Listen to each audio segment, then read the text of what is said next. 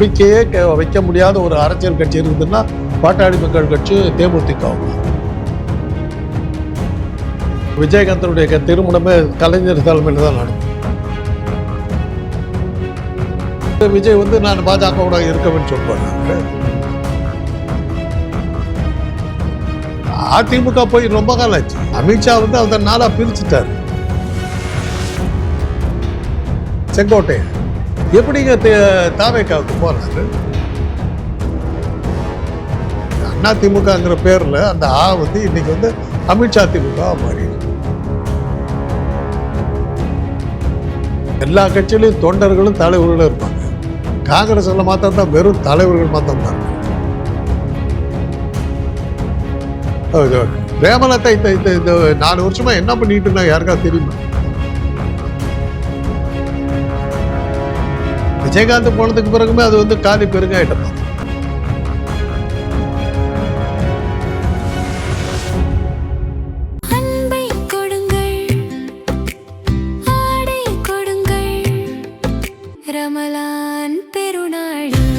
Super Saravana stores. தொடர்ந்து அரசியல் படிப்போம், பேசுவோம், விவாதிப்போம்.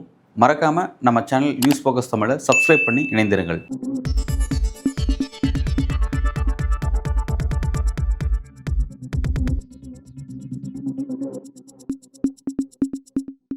நியூஸ் ஃபோக்கஸ் தமிழ் நேயர்களுக்கு வணக்கம். இன்று நம்மோடு இணைந்திருக்கிறார் மருத்துவர், அரசியல் விமர்சகர் காந்தராஜ் அவர்கள். சார் வணக்கம் சார். திமுக கூட்டணிக்குள்ள இன்னைக்கு தேமுதிக வந்து இணைஞ்சிருக்காங்க. இன்னைக்கு தேமுதிக கூட்டணி வந்து இறுதி செய்யப்பட்டிருக்கு சார். எப்படி பாக்குறீங்க? தேமுதிகவுக்கு ஏதாவது இடம் கிடைக்கும், இதெல்லாம் லாபம் அவங்களுக்கு தான். மற்றபடி திமுகவுக்கு அதனால் பெரிய லாபம் இருக்கிறது தான் எனக்கு தெரியும். 7 சீட்டு வரைக்கும் கேட்க வாய்ப்பு இருக்கு. ஒரு ராஜ்யசபா சீட்டு வந்து கேட்கணும்னு சொல்றாங்க. அவர் ராஜ்யசபாவுக்கு அடிபடுவாங்க, அது மாத்திரம் தெரியும். அவங்க வழக்கமே தான். ராஜ்யசபா யார் கொடுக்குறாங்க அவங்களோட போய் சேர்ந்துருவாங்க. இவங்க கொடுக்குறேன்னு சொல்லியிருப்பாங்க. இவங்க 8 சீட்டு வரைக்கும் கேட்டா மற்ற கட்சிகளுடைய சீட்டு இன்னைக்கு குறைய வாய்ப்பு இருக்கும்ல. அவங்களும் அதே சீட்டை டிமாண்ட் பண்ணுவாங்க, நெருக்கடி உண்டாக்கும். இன்னும் இப்போ கூட்டணி பேச்சுவார்த்தைகள் நடக்கலையே. நான் 10 சீட்டு கேட்பேன், நான் 50 சீட்டு கேட்பேன். என்னுடைய ஆட்சியை சொல்கிறேன், எவ்வளோ கொடுப்பேங்கிற கொடுத்தப்பறம் எனக்கு தெரியும். ஏன் தடவை புதுசாக சேர்ந்துருக்கீங்க, கொஞ்சம் வெயிட் பண்ணுங்க, ஜெயிச்சதுக்கப்புறம் உங்களுக்கு ராஜ்யசபையில் கொடுக்கறதுக்கு ஏற்பாடு பண்ணுறேன்னு கூட சொல்லி தேர்தலில் சப்போர்ட் வாங்கிட்டு கூட அவங்கள நிற்க விடாமல் கூட பண்ணாங்கல்ல. அப்படி கூட 20 ஆண்டுகளுக்கு அப்புறம் 2005 தொடங்கின தேமுதிக 20 ஆண்டுகளுக்கு அப்புறம் தான் இன்னைக்கு திமுக கூட கூட்டணி சேர்றாங்க சார். இந்த 20 ஆண்டு கேப்புக்கு அப்புறம் சேர்றது எப்படி பாக்குறீங்க? அது அவங்க தேமுதிக வந்து சேருவாங்கிறத வந்து யாராலுமே சொல்ல முடியாதுங்க. ஒவ்வொரு தடவையும் அவங்க மோஸ்ட் அன்ரிலையபிள். நம்பிக்கையே வைக்க முடியாத ஒரு அரசியல் கட்சி இருக்குதுன்னா பாட்டாளி மக்கள் கட்சியும் தேமுதிகவும் தான். யாரு கூட கூட்டணி சேருவாங்கன்னு கடைசி வரல யாருக்கும் தெரியாது. இப்போ இன்னைக்கு நீங்க சொல்றீங்க திமுக கூட சேர்ந்துட்டு தான் சொல்றீங்க, நாளைக்கு என்ன ஆகுன்னு யாருக்கும் தெரியும். எங்க வேணாலும் போவாங்க. கடைசி வரல அவங்க இருக்காங்களான்னு பார்ப்போம், வெயிட் பண்ணும். இவங்களெல்லாம் ஏற்றுக்கிட்டு திமுகவோட பேச்சுக்கிட்டு தான் இருந்தாங்க. அதிமுகவோட கூட்டணி வச்சாங்க. அப்புறம் கடைசியில் மக்கள் நல கூட்டணி ஒன்று வச்சாங்க. அதோட தேமுதிக அவருடைய கதை முடிஞ்சு போச்சு. அவரே தோத்து போயிட்டார். அதோட அந்த கட்சி முடிஞ்சு போச்சு.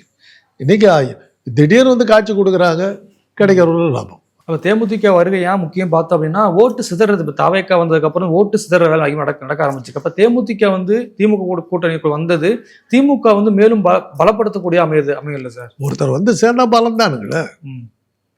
இதுவரை இல்லாதவங்க புரிச்சா வந்து சேர்றாங்க. அது ஒரு பலம் தானே. ஒரு ஓட்டுன்னா கூட ஒரு எக்ஸ்ட்ரா ஒரு ஓட்டு கிடைக்குது இல்லை, பலம் தானே. அப்படிதான். Okay sir. இப்போ கலைஞர் காலகட்டத்தில் ஏன் தேமுதிக வந்து காங்கிரஸ் கலைஞர் கூட வந்து சேரல சார்? அது அவங்கள தான் கேட்கும். விஜயகாந்த் வந்து சேர்ந்துட்டாரு, பழம் நழுவி பாலில் விழுந்ததுன்னு சொல்லி கலைஞர் சொல்றாரு. இந்த மாதிரி ஜெயலலிதா கிட்ட போய் என்ன பேசுன்னு தெரியல, ஜெயலலிதா கூட போய் நின்னாங்க. அதுக்கப்புறம் தானே கூட்டணியில் அவங்க அந்த மாதிரி கூப்பிட்டு பேசுறதுக்கு எல்லாம் தயங்க ஆரம்பிச்சாங்க. போன எலெக்ஷன் டைம்ல அந்த மாதிரி சொல்லிச்சு, கூட்டணிக்காக எந்த கட்சியுமே எங்களை அணுகவில்லை. எதிர்கட்சியா இருந்த ஒரு கட்சி அடுத்த எலெக்ஷன்ல கூட்டணி பேசுறது கூட யாரும் வர போற அளவுக்கு இறங்கி போச்சு. விஜயகாந்த் போனதுக்கு பிறகுமே அது வந்து காலி பெருங்காயிட்ட பார்த்தேன். அது வந்து ஒரு பொருட்டாக நம்ம எடுக்க வேண்டியது. சென்ற எலெக்ஷன் எல்லாத்தையும் ஏடிஎம்கே கூட பாஜக கூட கண்டக்ட் பண்ண தேமுதிக 2026 சட்டமன்ற தேர்தல் திமுக கூட சேர்றதுக்கு என்ன காரணம் சார்? சீட்டு கொடுக்குறாங்க, சேர்றாங்க, அவ்வளவுதான். லாபம் யாருக்கிட்ட இருக்குதோ அங்கே போக வேண்டியது. இல்லை, பாஜக சைடு போனாலும் ஏடிஎம்கே சைடு போனாலும் சீட்டு அதிகமாக கொடுப்பாங்க. இதெல்லாம் ஜெயிக்க முடியாது இல்லை. இவங்க ராஜ்யசபா ராஜ்யசபா எதுக்கு வேணாலும் கூட அவங்களுக்கு எம்எல்ஏக்கள் எம்பிக்கள் இருந்தால் தான் ராஜ்யசபா கொடுக்க முடியும். இந்த தேர்தலில் தில்லுமுள்ளு நடந்தாலுடைய என்டிஏ கூட்டணி ஜெயிக்கிறதுக்கு வழியே கிடையாது. வெளிப்படையாக எல்லாத்துக்கும் தெரிஞ்ச ஒரு விஷயம். ஒரு சீட்டு கூட அவங்க ஜெயிக்க மாட்டாங்கிறது தெரிஞ்ச விஷயம். அதனால தான் இது எப்படி சேவ் பெற்று இவங்க கூட இருந்தாங்க, அவங்க போராடி கூட எதாவது வாங்கி கொடுப்பாங்க அப்படிங்கிற நம்பிக்கை தான் போய் சேர்ந்துருக்காங்க.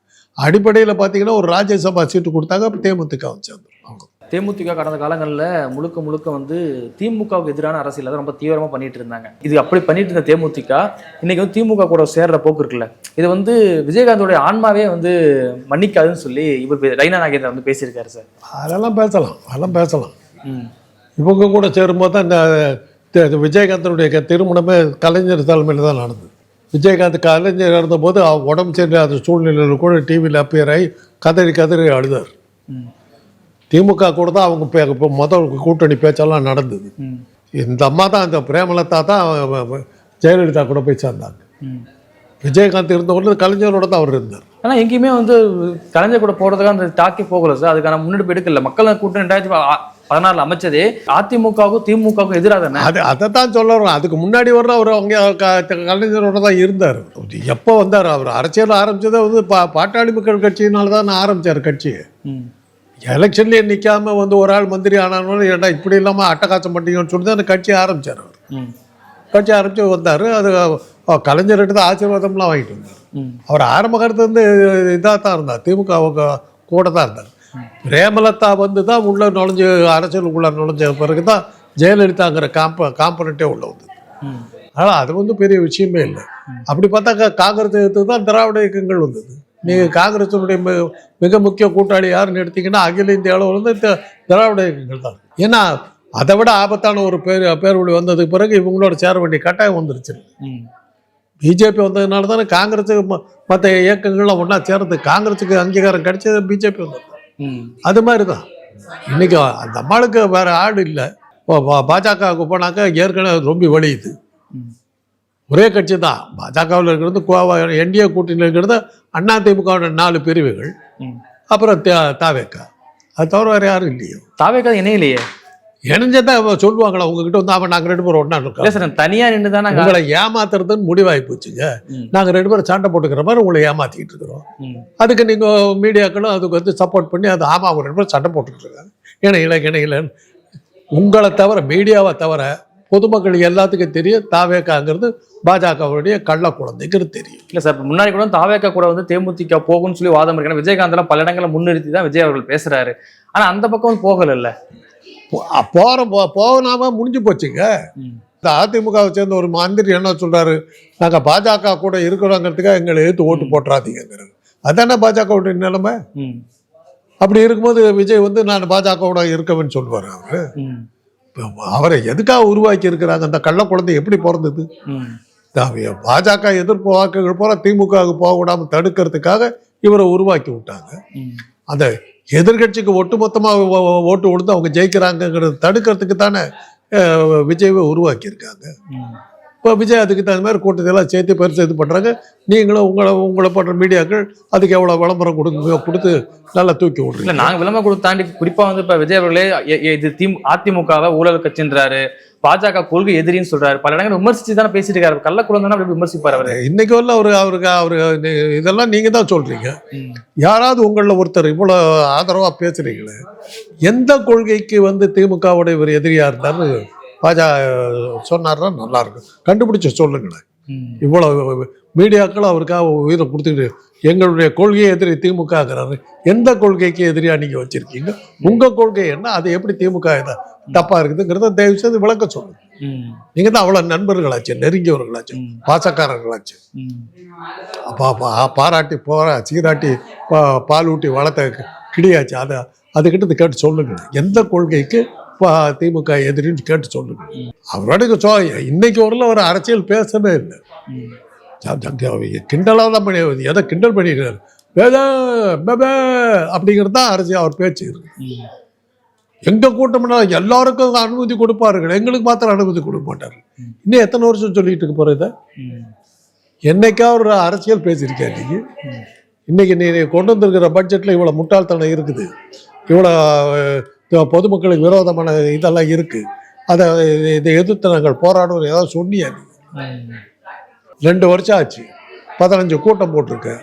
அதில் 2 வருஷத்தில் இப்போ 24 மாதத்தில் 6 மாதம் பயந்த கரூர் சம்பவத்துக்கு பிறகு ஓடி போய் ஒழிஞ்சிக்கிட்டேன். இன்னும் நீ அரசியலே பேசலையே. அதுக்குள்ளார அவங்க வந்துடுவாங்க, அவங்க கிழிச்சிருவாங்க, அவங்க விட்டு ஆடுறீங்க உங்கள் இஷ்டத்துக்கு. இல்லை சார், இப்போ விஜயோடைய வருகை அப்படிங்கிறது பெரும்பாலும் வந்து ஏடிஎம்கே அரசியல் பாதிக்கும்னு சொன்னாங்க. இன்னைக்கு என்னன்னா மனோகரன் ஒரு முன்னாள் எம்எல்ஏ வந்து தாவேக்கள் போய் இணையறாரு, செங்கோட்டையன் போய் இணையறாரு, சுப்பிரமணியன் போன்ற முக்கிய ஆட்கள்லாம் தாவேக்கள் இணையறது அப்படிங்கிறது அதிமுக பின்னுக்கு தள்ளி தாவேக்கா முன்ன வரதுக்கான எல்லாம் ஒரே கட்சி தாங்க. அதிமுக போய் ரொம்ப காலம் ஆச்சு. அது அமித்ஷா வந்து அதை 4ஆ பிரிச்சுட்டாரு. அதிமுக அப்படின்னு பிரிஞ்சிருச்சு. சசிகலா ஒரு கட்சி, தினகரன் ஒரு கட்சி, பன்னீர்செல்வம் ஒரு கட்சி, பழனிசாமி ஒரு கட்சி. அப்புறம் இதுல எங்கேயும் இல்லாம இருந்த ஒரு அதிமுகவை சேர்ந்த அவர் பேர் என்ன, செங்கோட்டையன். எப்படிங்க தாவேக்காவுக்கு போனாரு? அமித்ஷாவை பார்க்குறாரு. அமித்ஷாவுக்கும் செங்கோட்டையனுக்கு என்ன சம்பந்தம்? அவங்க கட்சியா அவரு? அங்கே போயிட்டு வர்றாரு, வந்துட்டு அங்கேருந்து நேரம் தாவேக்காவுக்கு போகிறார் அப்படின்னா என்ன அர்த்தம்? நீ தாவேக்காவில் போய் வேலை செய்யு அப்படின்னு சொல்லியிருக்காரு. ஆக தாவேக்காவுங்கிறது வந்து பாஜகவினுடைய கூட்டணி ஒரு கிளைக்கழகங்கிறதுக்கு அதுக்கு அதை விட என்ன சான்று வேண்டி கிடக்குது. இதுக்கப்புறமும் ஏதாவது ஆதாரம் கேட்டிங்கன்னாக்கா உங்களுடைய அடிமைத்தனத்திலேருந்து உங்களை வெளியே கொண்டு வரதுக்கு நாங்கள் போராட்டம் நாங்கள் தயார். உங்கள் முட்டாள்தனத்திலேருந்து நாங்கள் வெளியே வரதுக்கு உங்களை கொண்டு வரதுக்கு நாங்கள் தயாராக இல்லை. தெரிஞ்சே செய்கிறீங்க, அதுக்கப்புறம் என்ன பண்ண முடியும்? அதிமுகவுடைய அந்த ஸ்ட்ரென்த் இருக்குல்ல, பெரும்பாலும் தமிழகத்தில் 2 பேர் தான் பூத் கமிட்டி இருந்தது ஒரு காலத்தில். அவங்க 4ஆ பிரிஞ்சதுக்கப்புறம் எந்த எலெக்ஷனில் அவங்க ஜெயிச்சாங்க? பழனிசாமி கிட்ட தான் ரெட்டை இருக்குது, பழனிசாமி கிட்ட தான் தலைமை கழகம் இருக்குது, பழனிசாமி கிட்ட தான் நிர்வாக குழு பூரா இருக்குது, பழனிசாமி கிட்ட தான் எம்எல்ஏக்கள் அத்தனை பேர் இருக்காங்க. 10 தோல்வி பழனிசாமி. 3 எலெக்ஷனில் புறக்கணிக்கிறேன்னு சொல்லிட்டு தலைமறைவான பழனிசாமி. அப்படி தான் அது பேர் வைக்கிறது. எந்த எலெக்ஷனில் ஜெயிச்சது? இதுக்கு முன்னாடி நடந்த சட்டமன்ற தேர்தலில் இந்த 50 பேர் ஜெயிச்சதை தவிர இப்போ அதிமுகவுக்கு என்ன வெற்றி இருந்தது? அவங்ககிட்ட ரெட்டையில இல்லையா, தலைமை கழகம் இல்லையா, கட்சி நிர்வாகிகள் இல்லையா? இருந்து காணாமல் போச்சு. இல்லை ஈரோடெல்லாம் அவங்க ஏரியா, அங்கேயே அவர் எலெக்ஷனில் நிற்கலையே, அவர் புறம்பதுக்கிட்டு ஓடிட்டார். அப்படிப்பட்ட கட்சியை கேட்குறீங்க, 2 கட்சி தான் இருந்ததுன்றீங்க. எங்கே இருக்குது இப்போ? எல்லாம் எது நடந்தாலும் அமித்ஷா கிட்ட போய் பேசுகிறாங்க, சசிகலா போய் சந்திக்கிறாங்க. ஏன்? உங்களுக்கு என்ன சம்பந்தம்? பாஜக வந்து இந்த கட்சியை உருவாக்குனார். உயிருள்ளவரை பாஜகவோட கூட்டணி வைக்க மாட்டேன்னு சொன்னது ஜெயலலிதா. அவங்க தான் உங்க தலைவி. உங்களுக்கு ஞாபகம் இருக்கோ இல்லையே தெரியல. இன்னைக்கு யாரு கூட இருக்கிறீங்க? அமித்ஷா சொல்றது கேட்டிருக்கேன். அதிமுகங்கிற பேர்ல அந்த வந்து இன்னைக்கு வந்து அமித்ஷா திமுக மாறிடுது. காங்கிரஸோடைய பொதுச் செயலாளர் வேணுகோபால் அவர்கள் என்ன சொல்றாரு அப்படின்னா, திமுகவுக்கும் காங்கிரஸுக்கும் ஒரு பாரம்பரியம் இருக்கு. என்ன பாரம்பரியம் அப்படின்னா, பாசிச சக்திகளை எதிர்த்து போராடக்கூடிய வரலாறு வந்து எங்களுக்கு இருக்கு. நீண்ட கால கூட்டாளின்றாங்க. ஆனா அந்த கூட்டாளிக்குள்ள முன்னாடி வந்து சண்டை சலசலப்புலாம் நடந்துட்டு தானே இருக்கு. கூட்டாளினாலும் சண்டை சலசலப்பு இருக்கத்தாங்க செய்யும். அப்பதான் விரோதினாக்கா குத்து கொலை தான் நடக்கும். கூட்டாளியா இருக்கும்போது தான் சில கருத்து வேறுபாடு, அண்ணன் தம்பி புருஷன் பொட்டாட்டிக்குள்ள இருக்கும் கருத்து வேறுபாடு. அது மாதிரி வரத்தான் செய்யும். கருத்து வேறுபாடு எப்போ வரும்? 2 பேரும் சமமாக இருக்கும்போது தான் கருத்து வேறுபாடு. ஒரு உங்களோட இருக்கிறதுனா எனக்கு லாபம் வருதுங்கும் போது தான் நான் சண்டைக்கு வருவோம். நீங்கள் ஒரு ஓட்டாண்டியாக இருந்தீங்கன்னா நான் உங்ககிட்ட என் சண்டைக்கு வர்றேன். யாரா பிச்சைக்காரங்கிட்ட சண்டைக்கு போகிறோமா? பணக்காரங்கிட்ட தானே சண்டைக்கு போகிறோம். அதில் தான் லாபம் இருக்குது. லாபம் இல்லை, நாம் என்ன சண்டை போகிறோம். திமுகவோட இருந்தாக்க வெற்றி வாய்ப்பு மிக அதிகங்கிறதுனால திமுக கூட கூட்டணி பேசுகிறோம். இல்லாட்டி எல்லாமே பேசுகிறோம். காமராஜர் தோல்விக்கு பிறகு திமுக காங்கிரஸ் வந்து கூட்டணியில் எப்பவுமே இருந்துட்டாரு. காமராஜர் இருந்தவர்களும் அந்த இருக்கலை. காமராஜர் இறந்த பிறகு தான் காங்கிரஸ் திமுக கூட்டணிங்கிறது வந்து இருந்தது. இன்னைக்கு வந்து ஸ்ட்ராங்காகவே இருக்கு. தேசிய கட்சியா இருந்த காங்கிரஸ் பல மாநிலங்கள்ல இருந்து அந்த கட்சியிலேருந்து பிரிஞ்சு ஆட்கள் வந்து ஆட்சி அமைச்சிருக்காங்க. இப்போ பல மாநிலங்கள்ல அந்த காங்கிரஸோடைய கை நிலவுறதுக்கு காரணம் என்ன சார்?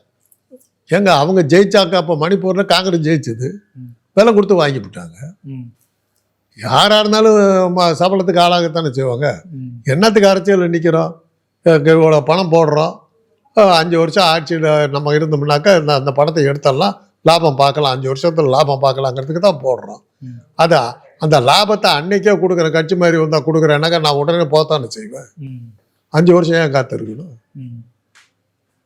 அந்த காரணத்தில் அப்படி தான் அவங்க வந்து பல இடங்களில் வெற்றி பெற்ற இடங்கள்ல என்ன யாருன்னு பார்த்தீங்கன்னாக்கா காங்கிரஸில் இருந்தவங்க தான் அவங்க போயிருக்கிறான். இவங்க ஆளுங்க யாரும் ஜெயிச்சு போகலையே. அதில் கட்சி மாறுறதை வச்சு தான் அவங்க பொழப்பு நடத்திக்கிட்டே இருக்காங்க. அதனால தான் அவங்க வந்து என்ஃபோர்ஸ்மெண்ட் டைரக்டரேட் எதுக்கு இருக்குது? இப்போ டிடி தினகரன் எதுக்காக போனார்? பழனிசாமி ஆட்சிக்கு வந்தால் நான் தற்கொலை செய்து தூக்கிட்டு சாவேன்ற மனுஷன் 24 மணி நேரம் அவளை மறுநாள் வந்து பழனிசாமி தான் வந்து ஆக வேண்டும்னு சொல்கிறாருன்னா எதனால்? என்று அவருடைய கேஸ் வருது, சொத்துக்கு வழக்கு வருது. இப்போ பாஜக சொல்கிறத கேட்க வேண்டியதாக இருக்குது. அப்படி தான் அவங்க கட்சி நடத்துகிறாங்க. இந்த காங்கிரஸோடைய இந்த பல மாநிலங்கள தோல்வி காரணம் அப்படின்னா அந்த மாநிலோடைய பிரச்சனைக்கு வந்து அதிக கவனம் கொடுக்க மாட்டாங்க. கவனம் கொடுக்கறது மாத்திரம் இல்லை, அந்த கட்சிக்குள்ளே இருக்கிற அடித்தடிங்க. எல்லா கட்சியிலையும் தொண்டர்களும் தலைவர்களும் இருப்பாங்க. காங்கிரஸில் மாத்திரம் தான் வெறும் தலைவர்கள் மாத்திரம் தான் இருக்கிறது. நீங்கள் நல்லபடியாக வந்தீங்கன்னா நான் உங்களை கவுத்துவேன், நான் நல்லபடியாக வந்தால் நீங்கள் என்னை கவுத்துவீங்க. இப்படி கவுத்துற வேலை தானே. நம்பிக்கைக்குரிய ஆட்களாக இல்லையே அவங்கள. காங்கிரஸ் அனுப்புனா நட்டாத்தில் விட்டுருவாங்கங்கிறது தானே அவங்க வரலாறு. அதனால தான் காங்கிரஸ் கூட எவனும் கூட்டணி சேர மாட்டாங்க. இதுக்கு நம்ம சும்மாவே இருக்கணும்னு நினச்சி போயிடுறேன். ஆனால் திமுக கிட்ட அவங்க கொஞ்சம் லாயலாக இருக்காங்க, விசுவாசமாக இருக்காங்க. அதனால தான் தொடர்ந்து இருக்குது. விஜயகாந்த் அவர்கள் கட்சி தொடங்கப்பட்ட போது குறிப்பிட்ட 8-10% வரைக்கும் இருந்தார். ஆனால் குறிப்பிட்ட காலங்களில் அவருடைய வாக்கு சதவீதம் வந்து குறைஞ்சி இன்னைக்கு சொல்றீங்களா தொண்டர்களே கிடையாதுன்னு சொல்றீங்களா? இந்த சரிவுக்கு வந்து மைய காரணம் என்னது? அவர் இல்லை. அதுக்கப்புறம் அவரை பார்த்து அந்த ரசிப்புத்தன்மை அந்த சினிமா கவர்ச்சியில் வந்தவங்க தானே விஜயகாந்த். ரெண்டாவது விஜயகாந்த் கொஞ்சம் மக்களுக்கு செஞ்சிருக்காரு. வள்ளல் மாதிரி நிறைய நன்கொடைகள்லாம் கொடுத்துருக்காரு, படிக்க வச்சிருக்காரு. அந்த ஒரு இதெல்லாம் இருந்ததுனால தான் அவங்க மக்கள் மத்தியில் அவர் நின்னார். அவரே போயிட்டதுக்கப்புறம் பிரேமலதா இந்த 4 வருஷமா என்ன பண்ணிட்டு இருந்தா யாருக்கா தெரியுமா? எலெக்ஷன் நெருங்கும் போது தான் வெளியே வர்றாங்க, அவங்க காட்சியை கொடுக்குறாங்க. அவங்க ஆஃபீஸ் வழியாக தான் நான் தினம் வர்றேன். காக்கா இருக்காது, காடியாக கிடக்கும். ஒரு கட்சி ஆஃபீஸ் பக்கத்தில் ஒரு 2 சர்பத்து கடை, ஒரு டீ கடை இதெல்லாம் வச்சுருப்பாங்க. தள்ளு வண்டியில் பழம் வைக்கிறவங்கெல்லாம் இருப்பாங்க. ஏன்னா கட்சிக்காரருக்கு வந்து வாங்கிட்டு போவாங்கன்னு. அங்கே போய் பாருங்க, பொட்டல் வெளியாக நிற்கிது. ஏன்னா யாரும் அங்கே வர்றதில்லை, எட்டி பார்க்குறதே இல்லை, ஒருத்தர் கிடையாது. கட்சியே இல்லைன்னு நினச்சி எப்போ பார்த்தாங்க திடீர்னு பார்த்தாங்க இருக்குதுங்கிறாங்க. தமிழ்நாடு முழுவதும் தேமுதிக பற்றியான பேச்சு தான் போயிட்டு இருக்கு. யாரு கூட கூட்டணி வைக்கிறாங்கன்னு சொல்லி ஒரு பார்வை தேமுதிக நோக்கி இருக்குன்னு பிரேமலதா வந்து கிளைம் பண்றாங்களே. என்னை பற்றி தான் எல்லாருமே என்ன தான் பார்த்துக்கிட்டு இருக்காங்கன்னு சொல்றது யாருனாக்கா நானே தான். உலகத்தின் தலை சிறந்த தலைவர் அரசியல்வாதி யார் என்றால் காந்தராஜ். இது யார் சொன்னது அப்படின்னு காந்தராஜ் தான் சொன்னேன். இவ்வளவு நேரம் கலந்து கொண்டு பல்வேறு கருத்துக்களை பயந்த நமக்கு நன்றி சார்.